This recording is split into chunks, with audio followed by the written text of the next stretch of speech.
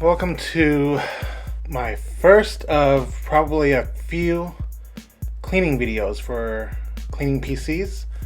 The first one that I'm tackling here I received from kind of a coworker slash friend-ish, and this computer is in great working order. It is a Intel i5 9th generation 9900K, I believe. Came to me with 8 gigabytes of RAM and an NVIDIA 660 GTX card.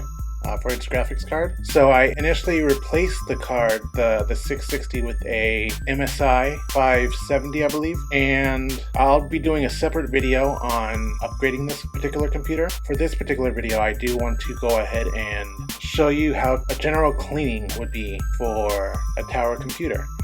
I'm using this as a bonus episode from my computer terminology videos that I've made. So if you haven't watched any of those videos, go ahead and check out the playlist. I'll go ahead and put it in the playlist in the description. And I hope you enjoy the deep cleaning process that I made for this video.